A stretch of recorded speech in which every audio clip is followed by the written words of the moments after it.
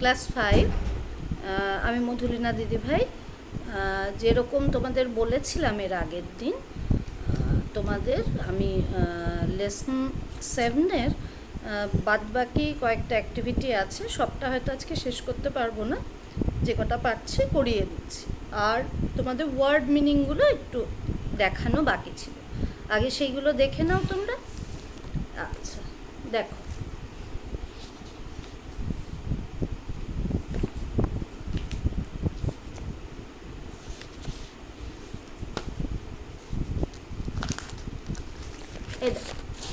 Gauge. Gauge মানে হচ্ছে অনুমান করা বা আন্দাজ করা, ঠিক আছে? আচ্ছা, সাজেস্টেড। সাজেস্টেড হচ্ছে পরামর্শ দিয়েছিল। সাজেশন মানে হচ্ছে পরামর্শ, সাজেস্টেড পরামর্শ দিয়েছিল। আচ্ছা, ফোক থিয়েটার। ফোক থিয়েটার মানে হচ্ছে লোকনাট্য, ঠিক আছে? আচ্ছা, তারপরে অংশটা আমরা আসি। দেখো, ডিসব্যান্ডেড। ডিসব্যান্ডেড কি ডিসব্যান্ডেড হয়েছিল? ডিসব্যান্ড হয়েছিল ওই যে সেনা ছাউনিটা ভেঙে দিয়েছিল, ডিসব্যান্ডেড। দেখা যাচ্ছে? ডিসব্যান্ডেড। আচ্ছা, ক্রুয়েলটি, হিংস্রতা। ক্রুয়েলটি, হিংস্রতা। আচ্ছা, প্রোটেস্টেড।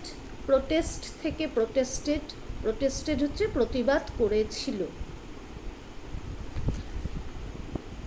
এসেজ। এসেজ হচ্ছে প্রবন্ধ বা রচনা সংকলন, সরি সংকলন না, অনেকগুলো রচনা বা অনেকগুলো প্রবন্ধকে বলা হয় এসে, হচ্ছে প্রবন্ধ। এসেজ অনেকগুলো হলে সেটা essays. Poems. Poems or poetry, কবিতা। পোয়েম কবিতা, পোয়েমস হচ্ছে কবিতাগুলো। Rebel, one who রিভোল্টস। রিভোল্টস মানে কি বলেছিলাম তোমাদের, তোমরা পেয়েছিলে। রেবেল মানে হচ্ছে বিদ্রোহী, যিনি বিদ্রোহ করেন। আচ্ছা, দেখো, তারপরে দেখো, অ্যাফ্রেড, ভীত হওয়া। ইনস্টিগেট, উদ্বুদ্ধ করা। ইনস্টিগেটেড, উদ্বুদ্ধ করেছিল। ফ্রিডম ফাইটার, স্বাধীনতা সংগ্রামী। কেমন? আচ্ছা, গ্রো, জন্মানো। গ্রু, গ্রু, গ্রোয়ের পাস্ট টেন্স হচ্ছে গ্রু, হচ্ছে জন্মেছিল। পারটার্বড, উদ্বিগ্ন হয়েছিল। বোঝা যাচ্ছে তো? আচ্ছা, রেইডেড, সারপ্রাইজ ভিজিট বাই পুলিশ, মানে অতর্কিতে হানা দেওয়া। অতর্কিতে হানা, পুলিশরা যখন অতর্কিতে হানা দেয় তখন তাকে বলা হয় রেইড করা, সেখান থেকে রেইডেড, পাস্ট টেন্স। ট্রান্সফার্ড, ট্রান্সফার থেকে ট্রান্সফার্ড, স্থানান্তরিত করেছিল বা বদলি করেছিল। কবিকে কুমিল্লা থেকে ট্রান্সফার করা হয়েছিল হুগলি জেলে, তাই না? এটা আমাদের মনে আছে তো? আচ্ছা, ফাস্টিং, অনশন, না খেয়ে থাকা, খাবার না খেয়ে থাকা। আচ্ছা, next, a poem that he wrote was খেয়াপাড়ের তরণী, প্রশ্ন বোধ। যে কবিতাটা তিনি লিখেছিলেন তার নাম কি ছিল? তোমরা পড়েছো, একটা কবিতার উল্লেখ তার ছিল আগমনী পত্রিকায়, যে কবিতাটা প্রকাশিত হয়ে, না সরি, দুটো কবিতার কথা তার ইয়েতে ছিল, তিনি কবিতা লিখেছিলেন, কান্ডারি হুঁশিয়ার আর আরেকটা খেয়াপাড়ের তরণী। কাজেই তোমরা বুঝতে পারছো উত্তরটা এটাই হবে। 3. Nazrul was called the fiery poet, the rebel poet, the inspired poet. নজরুলকে কী কবি বলা হতো? একদম শীর্ষ মানে কি বলবো, যে শিরোনামটা, গল্পের যে নাম, সেই ইয়েটাই তোমরা জানো, কাজে তোমরা লিখতে পারবে যে কি বলা হতো। ঠিক আছে? আচ্ছা, activity 4, right T for true and F for false statements in the given boxes। যে বক্সগুলো দেওয়া আছে সেখানে তোমরা কোনটা ঠিক এবং কোনটা ভুল সেটা লিখবে। আমি একটু অর্থগুলো বলে দিই। এটা কিন্তু ফুল সেন্টেন্স লিখে একটা বক্স দিয়ে রাইট টি অথবা এফ লিখবে, যেরকম অন্যান্যগুলো আগেরগুলো যেমন করেছো সেরকমভাবেই করবে। Nazrul was born when India was still under the British rule. Nazrul সেই সময় জন্মগ্রহণ করেছিলেন যখন কিনা তখনও ভারতবর্ষ ব্রিটিশের অধীনে ছিল। এটা ছিল না ছিল না তোমরা জানো। নজরুল যখন জন্মগ্রহণ করেছিলেন, তোমরা গল্পটার যখন পড়া হয়েছে তখনই এটা বলা হয়েছে। কাজে আমি আশা করি, মানে করছি যে তোমরা প্রত্যেকেই এটা ঠিক উত্তরটা লিখতে পারবে। কেমন? টি বা এফ সেটা তোমরা লিখতে পারবে। B, Nazrul was not attracted to folk theatre. Nazrul, কবি নজরুল লোক নাট্যের প্রতি আকৃষ্ট হননি। এটাকে ঠিক, ওয়াজ নট অ্যাট্রাক্টেড মানে আকৃষ্ট ছিলেন না, ছিলেন না না ছিলেন, তোমরা জানো এটা। আচ্ছা, তারপরে in school Nazrul met the great poet Kumudranjan Mallick. স্কুলে বা বিদ্যালয়ে নজরুলের সঙ্গে সাক্ষাৎ হয়েছিল মহান কবি কুমুদরঞ্জন মল্লিকের। এটাও তোমরা গল্পটা যদি ভালো করে তোমাদের পড়া থাকে তোমরা পারবে।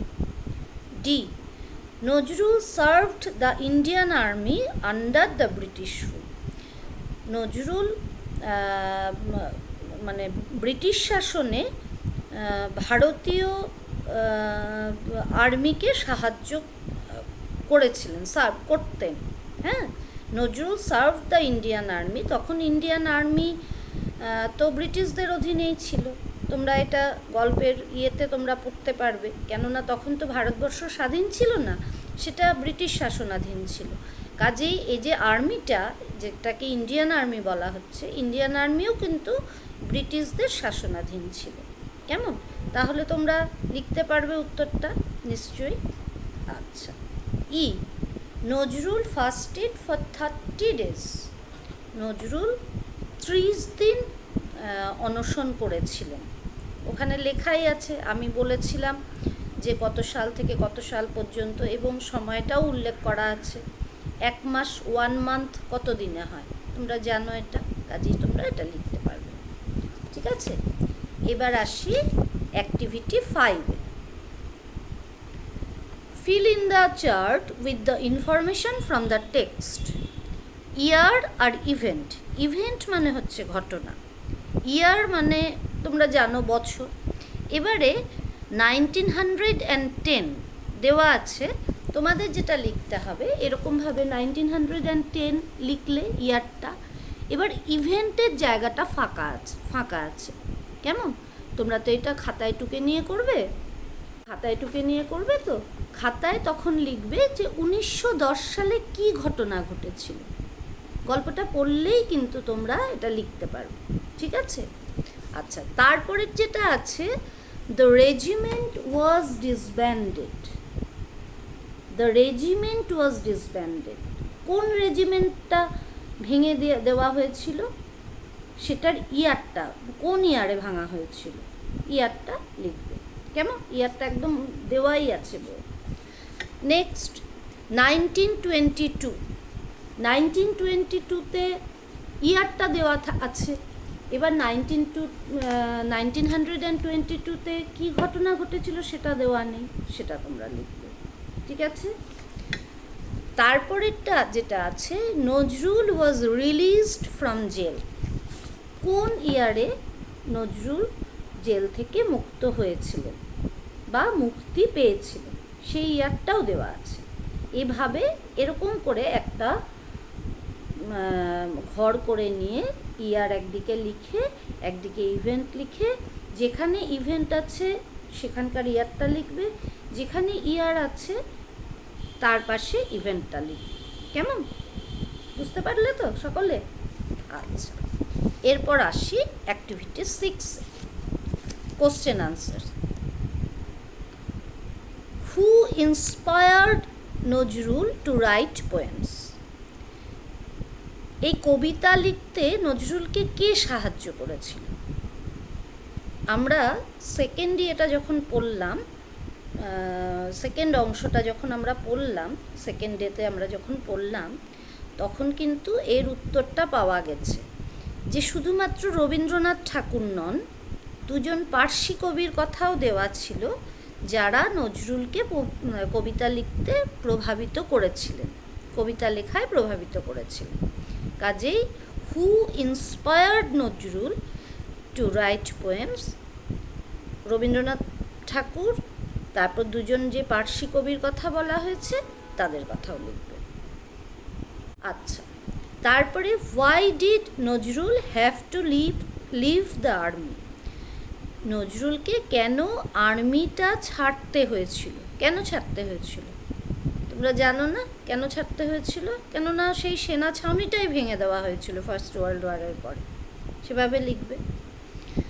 C, in which magazine was the poem Anandamayi রাগমনে পাবলিশড? কোন পত্রিকাতে আনন্দময়ী রাগমনে কবিতাটি প্রকাশিত হয়েছিল? সেটাও কিন্তু তোমাদের বইয়ে আছে। তাহলে দ্য পোয়েম আনন্দময়ী রাগমণি ওয়াজ পাবলিশড, যে ইয়েটায়, যে ম্যাগাজিনটা, সেই ম্যাগাজিনটার নাম লিখবে।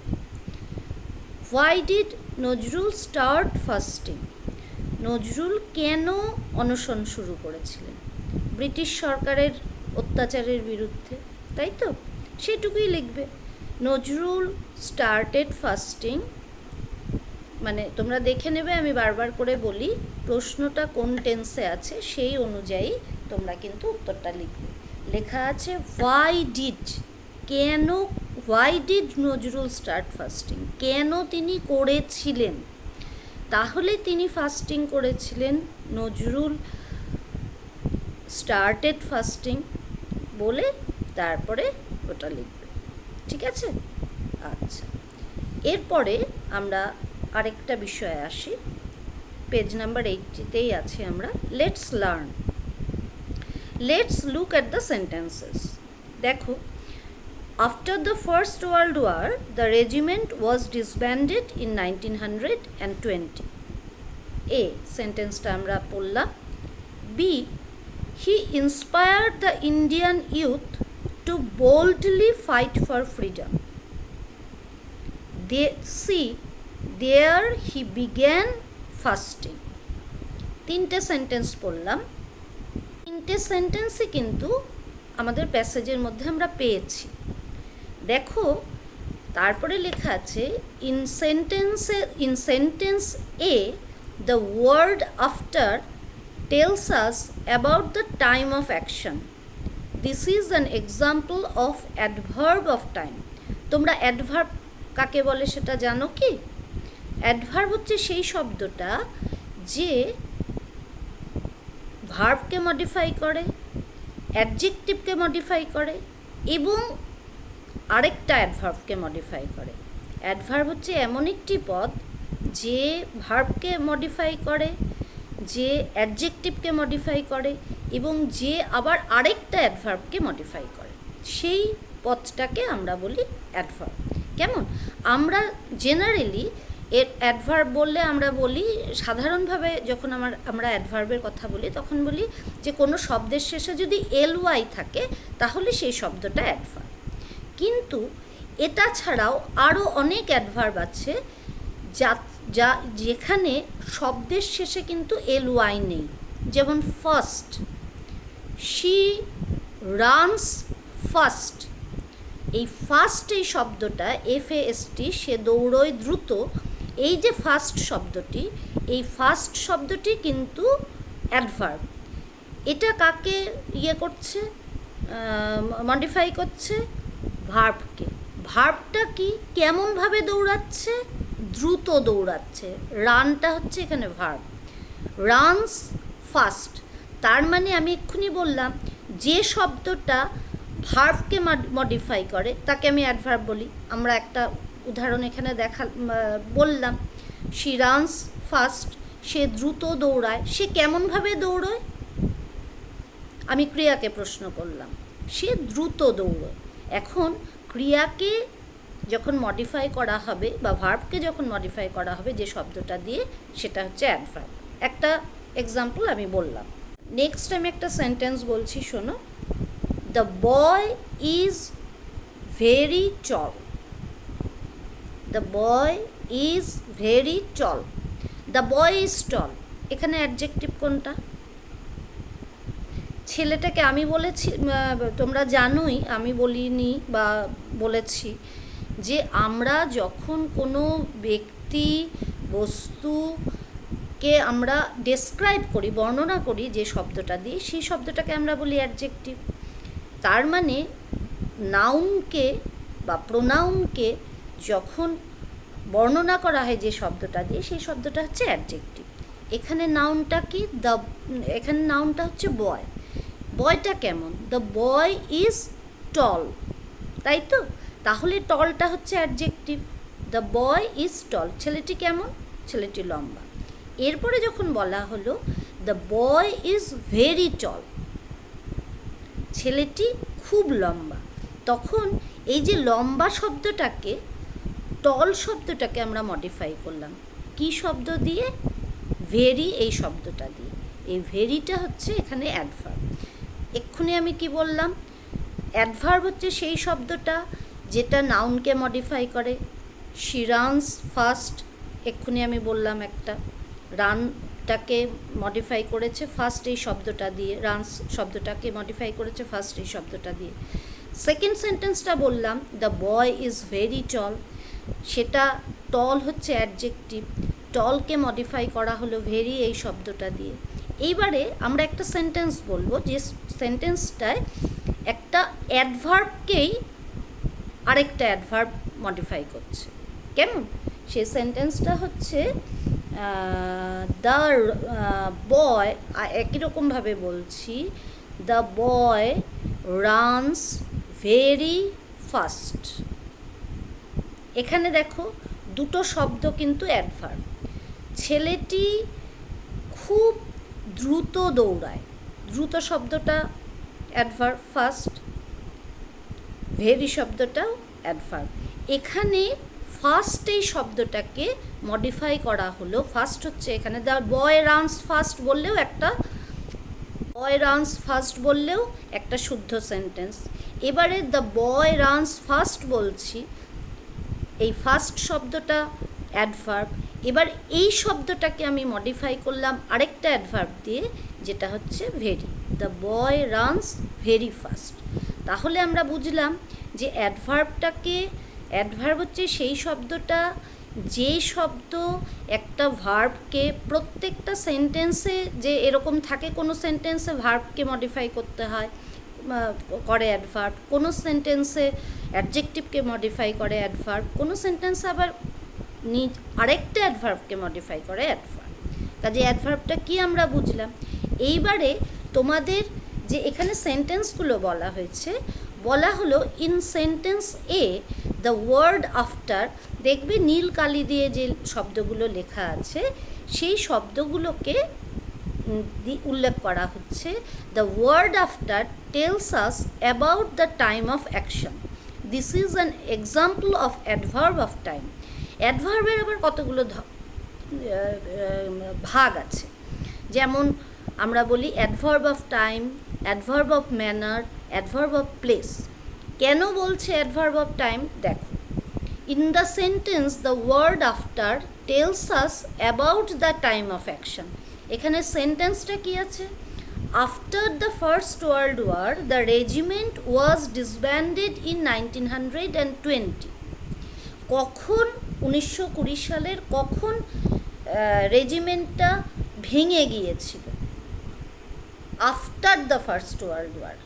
সে কারণে এখানে আফটারটা হচ্ছে অ্যাডভার্ব অফ ম্যানার, যেখানে সময়টা বোঝানো হচ্ছে, কোন সময়। আমি বললাম যে এলওয়াই ছাড়াও কিছু শব্দ, অনেক শব্দ আছে যে শব্দগুলো তোমরা ছোটোবেলা থেকে এইগুলো পড়ে এসেছো, যেমন সুন, আফটার, বিসাইড, তারপরে হচ্ছে নাও, দেয়ার, এইগুলো কিন্তু সমস্ত অ্যাডভার্ব। ঠিক আছে? আচ্ছা, সেকেন্ড সেন্টেন্সে যেটা আছে, in the sentence B the word, in the sentence B the word boldly, boldly মানে সাহসীভাবে, tells us about the manner of action. This is an example of adverb of manner. কিভাবে মানে he inspired the Indian youth to boldly fight for freedom. তিনি ভারতীয় যুব সমাজকে স্বাধীনতা যুদ্ধের জন্য কিভাবে ইন্সপায়ার করেছিলেন। বোল্ডলি, এখানে এলওয়াই শব্দের শেষে এলওয়াই আছে, এটা এমনিতেই অ্যাডভার্ব, বুঝতে তোমাদের অসুবিধে হবে না, কিন্তু তোমাদের জায়গাটা বুঝতে হবে যে কিভাবে এই কাজটা হলো, কেমন, সেজন্য এটা adverb of manner. In the sentence C the word there tells us about the place of action. Third সেন্টেন্সে দেয়ার হি বিগ্যান ফাস্টিং। আমরা জানি, গল্পটা পড়েছি যে দেয়ার এখানে আসলে জেলটা, যেখানে কিনা কবি অনশন শুরু করেছিলেন। দেয়ার হি বিগ্যান ফাস্টিং, দেয়ারটা হচ্ছে অ্যাডভার্ব। সেই অ্যাডভার্বটা কেমন, কোথায় শুরু করেছিলেন, একটা জায়গার কথা বলা হয়েছে, সেই জন্য this is an example of adverb of place. কাজেই আমরা আজকে জানলাম হোয়াট ইজ অ্যান অ্যাডভার্ব। কেমন, অ্যাডভার্বের তিনটে ফর্ম আছে, একটা অ্যাডভার্ব অফ টাইম, মানে তোমাদের ইয়েতে টেক্সটে যেটা দেওয়া আছে, adverb of time, adverb of manner and adverb of place. এবারে অ্যাক্টিভিটি 7A তোমরা এসো, page number 81। Underline the adverbs in the following sentences, group them under adverb of manner, adverb of time and adverb of place. সেটা হচ্ছে এখানে কয়েকটা sentence দেওয়া আছে, 1 2 3 করে 8টা সেন্টেন্স দেওয়া আছে।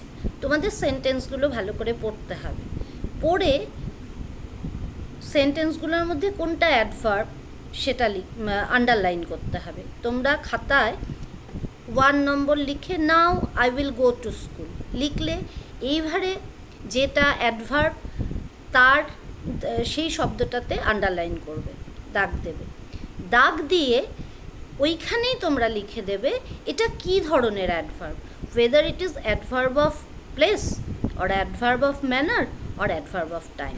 এইরকম করে 1 2 3 4 5 6 7 8 অ্যাক্টিভিটি 7A আর 7B। শুধু এখানে যেটা করা আছে সেখানে এইখানে একটা ঘর করা আছে, এটা না করলেও চলবে, তোমরা আন্ডারলাইন করে ওখানে লিখে দেবে যে কোনটা কী ধরনের অ্যাডভার্ব। বোঝা গেল? আজকে আমরা এ পর্যন্তই পড়লাম অ্যাক্টিভিটি 3, অ্যাক্টিভিটি 4, অ্যাক্টিভিটি 5, 6, 7A আর 7B। বাদবাকি যেটুকু অংশ আছে আমি নেক্সট ডেতে তোমাদেরকে এইটুকু শেষ করে দেব। আচ্ছা, তোমাদের পরীক্ষা প্রসঙ্গে একটু আমি বলে নিই, কেমন? আচ্ছা, তোমাদের দুটো বই আছে, একটা বাটারফ্লাই, একটা উইংস। উইংসটা তোমাদের কথাকলি দিদিভাই পড়াচ্ছেন, আমি সবার জন্য বলছি, ইংরেজি মিডিয়াম, বাংলা মিডিয়াম দুজনের সমস্ত ক্লাস 5-এর ছাত্রীদের জন্য বলছি। তোমাদের পরীক্ষা ইংরেজি মিডিয়ামের যেমন পরীক্ষা ইয়েটা অন্যরকম, ওদের একটা পরীক্ষা হয়ে গেছে, দুটো গল্পের ওপরে ওদের পরীক্ষা হয়েছে, কিন্তু বাংলা মিডিয়ামের মেয়েদের বোধহয় তোমাদের এর মধ্যে নোটিশ চলেও গেছে, তোমাদের কিন্তু পরীক্ষা হবে, যে পরীক্ষাটা জুলাই মাসের শেষের দিকে হবে, সে পরীক্ষাটা কিন্তু তোমাদের দুটো টার্ম নিয়ে হবে, কেমন? ফার্স্ট টার্ম মানে ফার্স্ট ইউনিট এবং সেকেন্ড ইউনিট দুটো নিয়ে হবে। ফার্স্ট ইউনিটে তোমাদের 1 2 3 4 লেসন পড়া ছিল, আর সেকেন্ড ইউনিটে 5 6 7, কেমন? এই যে গল্পটা পড়াচ্ছে আমি, তোমাদের সেকেন্ড ইউনিটে 8 পর্যন্ত আছে, তোমরা মোটামুটি, আমি জানি না এইটা আমি পড়িয়ে তোমাদের শেষ হবে কি না পরীক্ষার আগে, সে কারণে আমি যদি পড়িয়েও দিই তাহলেও তোমরা 7 পর্যন্ত পরীক্ষার জন্য পড়বে, ঠিক আছে? 8টা আমি যদি পড়িয়েও দিই, 8টা পড়বে না, ওটা তোমাদের ফাইনালের জন্য পড়া হচ্ছে, কেননা আমি জানি না ওটাকে আমি ওই লেসন 8টা আদৌ শেষ হবে কি না, তোমাদের উপর তখন একটু চাপ হয়ে যাবে। বরং 7 লেসন পর্যন্ত প্রায় আমাদের হয়ে গেল, শেষ হয়ে গেছে, শেষ হয়ে যাবে নেক্সট ডেতে। তোমরা 7 লেসন পর্যন্ত বাংলা মিডিয়ামের মেয়েরা 1 থেকে 1, 2, 3, 4, 5, 6, 7 7টা লেসন খুব ভালো করে পড়বে, যেভাবে তোমাদের পড়িয়ে দেওয়া হয়েছে সেভাবে পড়বে, অ্যাক্টিভিটিগুলো সবগুলো করবে। আর তোমাদের পরীক্ষাতে কিন্তু আলাদাভাবে গ্রামার আসবে না, যা গ্রামার আসবে সেটা টেক্সচুয়াল গ্রামার। তোমাদের বইয়ে যেরকম করে গ্রামার দেওয়া আছে, এই যে আজকে যেমন তোমাদের অ্যাডভার্বটা পড়ানো হলো, তোমাদের এরকম দেওয়া হতে পারে, সেন্টেন্স একটা দিয়ে দেওয়া হলো, সেখান থেকে তোমাকে অ্যাডভার্ব বের করে নিতে হবে। তোমাদের উইংস যে বইটা, সেই বইটা কিন্তু তোমাদের একটা সহযোগী বই হিসেবে আছে, ওটাতে তোমরা প্র্যাকটিস করবে, ওটা তোমরা করবে, কেননা ওখানে গ্রামারটাকে শেখানো হয়েছে, গ্রামারটাকে বোঝানো হয়েছে। এইটা কিন্তু উইংসের ওপরে তোমাদের পরীক্ষা হবে না, কেমন? পরীক্ষাটা কিন্তু পুরোটাই তোমাদের এই যে বাটারফ্লাই বইটার উপরে হবে। এখন এমন হতে পারে তোমাকে হয়তো একটা আমি মেক সেন্টেন্স করতে দিলাম, না মেক সেন্টেন্সের ক্ষেত্রে না, ধরো একটা আর্টিকেল তোমাকে আমি দিলাম যে একটা fill in the blanks with an article আমি বললাম, সেখানে একটা দুটো সেন্টেন্স আসতে পারে যেটা তোমাদের বইয়ে নেই, কিন্তু তা দিয়ে তো কিছু এসে যায় না, তোমরা তো নিয়মটা শিখেছো, নিয়মটা জানো, কেমন? যে কোনো কিছুর ক্ষেত্রেই তাই। সেই জন্য আমি প্রত্যেককে বলবো, বাংলা মিডিয়ামের সমস্ত ছাত্রীদের বলবো, উইংসটা তোমরা করো, বাড়িতে করো, কিন্তু কোনো চাপ নিও না, কেমন? উইংসটা, বাটারফ্লাই, তোমাদের যে গল্পগুলো আছে সেই গল্পগুলোই যদি তোমরা খুব ভালো করে পড়ো, এই গল্পগুলোই যদি ভালো করে পড়তে শেখো, মানে বুঝতে শেখো, তাহলে আস্তে আস্তে তোমরা উইংসের যে প্যাসেজগুলো দেওয়া আছে সেইগুলো বুঝতেও তোমাদের একটু অসুবিধা হবে না। থেকে কোনো কোশ্চেন আসবে না, পুরো কোশ্চেন তোমাদের কিন্তু টেক্সট বই থেকে দেওয়া হবে, বাটারফ্লাই থেকে, তোমরা সেভাবেই প্রস্তুতি নাও 1 থেকে 7 লেসন পর্যন্ত। এটা কিন্তু বাংলা মিডিয়ামের মেয়েদের বলছি। আর এখনও পর্যন্ত যা ঠিক আছে তাতে ইংরেজি মিডিয়ামের 1 আর 2 নম্বর লেসন পরীক্ষা হয়ে গেছে, পরের ইয়েতে হয়তো 3 আর 4 লেসন হবে, যদি ফার্দার কোনো নোটিশ দিদিভাই বড়দিভাই না করে, ঠিক আছে? বোঝা গেল? এরপরেও যদি কোনো সমস্যা তোমাদের থাকে তাহলে কমেন্ট সেকশানে গিয়ে আমাকে জানাও। কোনো কিছু বুঝতে অসুবিধে হলে, পরীক্ষা সংক্রান্ত কিছু বুঝতে অসুবিধে হলে আমার নম্বর তোমাদের কাছে দেওয়া আছে, তোমরা আমাকে ইচ্ছে করলে ফোনও করে, বাবা মা কেউ আমাকে ইচ্ছে করলে ফোনও করতে পারো। তাছাড়াও আমি পরিষ্কার করে বলে দিলাম, কমেন্ট সেকশানেও আমি যদি প্রয়োজন হয় লিখে দেব। তোমাদের যদি কখনো মনে হয় ফোন করে জিজ্ঞেস করবে, সবসময় তোমরা আমাকে ফোন করতে পারো, ঠিক আছে? ভালো থেকো, সুস্থ থেকো, আর যেভাবে বললাম সেভাবে তোমরা এগোও পড়াশুনোটা, পরীক্ষাতে কোনো অসুবিধা হবে না, পরীক্ষা কোনো বাকশিঙ্গ নয়, হ্যাঁ, ভয় পাওয়ার কোনো কারণ নেই। তোমরা যা পড়েছো তার মধ্যেই কোশ্চেন হবে, সে তোমরা খুব ভালো করে পরীক্ষা দিতে পারো, এটাতে কোনো সমস্যার কিচ্ছু হবে না, ঠিক আছে? সাবধানে থেকো, ভালো থেকো।